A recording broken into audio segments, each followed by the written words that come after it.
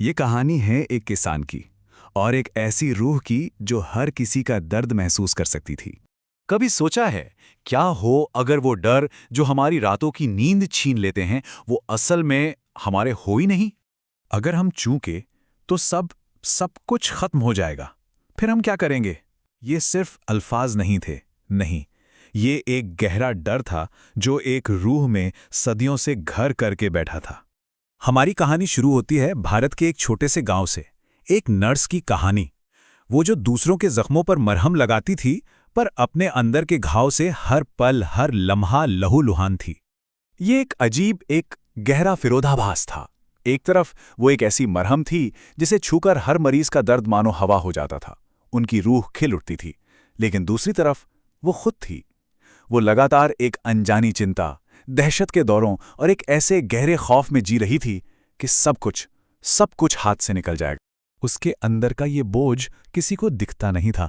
मतलब एक अजीब सा जुनून था बर्बादी को लेकर, कि दाल का एक दाना भी जाया ना हो, और एक लगातार डर कि लोग उसे देखेंगे और उस पर हंसेंगे।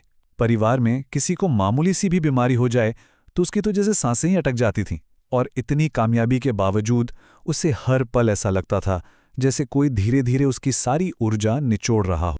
तो इन्हीं सवालों का जवाब ढूंढने के लिए वो अपने जहन की गहराइयों में उतरी, यादों के उस धुंधले समंदर में जहां एक भूली बिसरी जिंदगी उसकी राह देख रही थी। जब यादों का पर्दा हटा तो सबसे पहले महसूस हुई गीली कीचड़ भरी जमीन।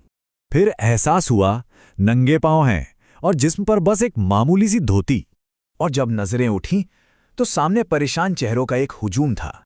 वक्त सुबह के 10 बजे का था और ये जिस्म, ये एक 45 साल के मर्द का था। और यहीं से उस जन्म के सबसे गहरे जख्म की कहानी सामने आई। नाउमीदी की एक बाढ़।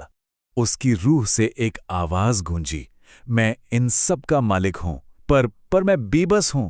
सोचिए, ये एक ऐसे इज्जतदार आदमी का दर्द था जो अपने ही लोगों के सामने बिल्कुल लाचार खड़ा था। पानी, पानी सब कुछ निकल गया था। खेत, जमा पूंजी, आने वाला कल, जिंदगी भर की कमाई बस एक पल में उस सैलाब में खो गई थी। उस भयानक तबाही के बाद पूरे 15 साल लगे। एक एक पाई, एक एक दाना बचाकर जिंदगी को दोबारा खड़ा करने की एक लंबी और तोड़ने वाली जद्दोजहद थी वो। लेकिन सवाल अब ये था कि उस किसान की जिंदगी की ये दर्द भरी गूंज इस नर्स के आज में क्यों सुनाई दे रही थी, कैसे? और फिर अतीत और आज की कड़ियां जुड़ने लगी। देखिए, किसान का वो 15 साल का संघर्ष जहां हर चीज बचाना, जिंदा रहने की शर्त थी, और उन लोगों के सामने की वो गहरी शर्मिंदगी जिन्हें वो कर्ज नहीं चुका पाया था। वही वही आज नर्स के मन में बर्बादी का जुनून और लोगों के सामने शर्मिंदा होने का खौफ बनकर बैठा था। पर कहानी में एक और गहरा मोड़ आना अभी बाकी था। एक ऐसा राज जो उसकी अपनी रूह की बनावट से ही जुड़ा हुआ था।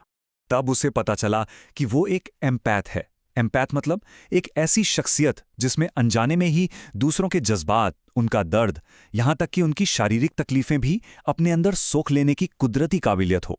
पता है, वो दूसरों के लिए एक रोशनी की तरह थी।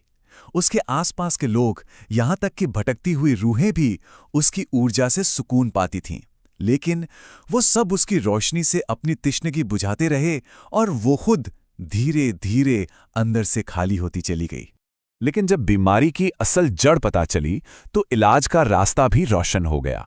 अपनी इस कुदरती शक्ति को संभालने के लिए उसे 3 कदम बताए गए। पहला, ऊर्जा के उस अनंत स्रोत से खुद को जोड़ो। दूसरा, अपनी ऊर्जा के चारों ओर एक सुरक्षा कवच बनाओ।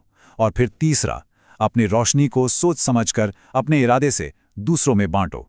और सबसे अहम सबक ये था, मकसद अपनी रोशनी कम करना नहीं है, मकसद है खुद रोशनी का एक कभी न खत्म होने वाला जरिया बन जाना।